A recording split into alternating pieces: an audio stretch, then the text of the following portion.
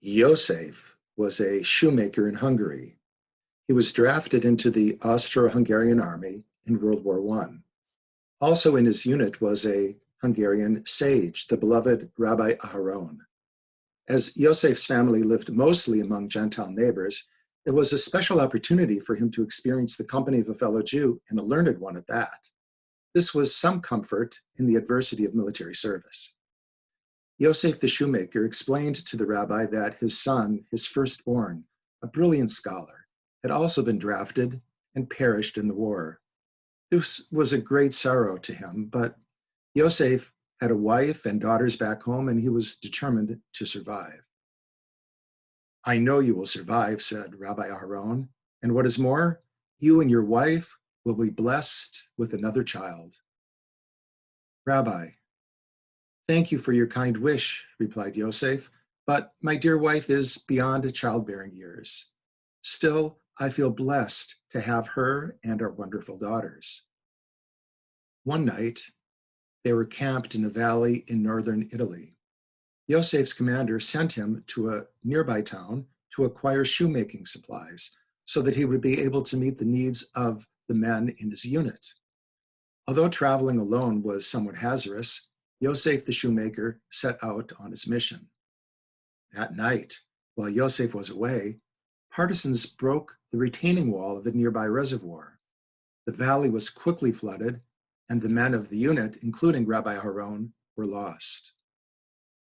After the war, Yosef returned to his wife and his daughters.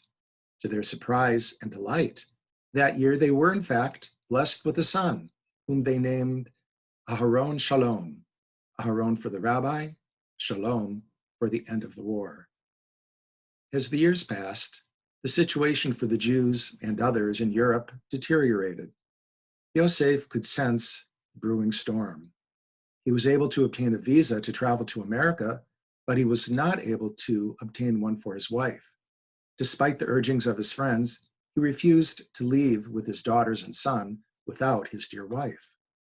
Then, when their youngest child, their son Aharon Shalom, was 12, Yosef's dear wife died from a serious illness. This was surely a great tragedy for him, for his daughters and young son, but now they had no reason to stay. And after Shiva, they left for America. Immediately after, the whirlwind passed through Europe and destroyed their community and family, along with millions of other innocents. Among those who perished was one of their daughters, who had married and remained in Czechoslovakia. In America, the son, Aharon Shalom, grew up and was blessed with a dear wife. They were members here at Becky, Alex and Lillian Heisler, now of blessed memory, and together they created their own family, including two lovely, bright, kind, and decent daughters, a great source of joy and pride. And so it was when one of their adult daughters, herself now a mother of two,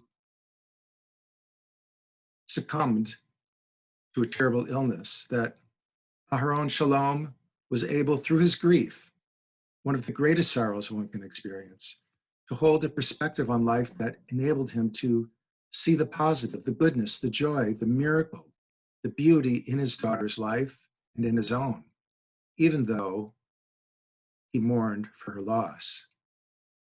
As he put it, through all the tragedy, something beautiful is left behind.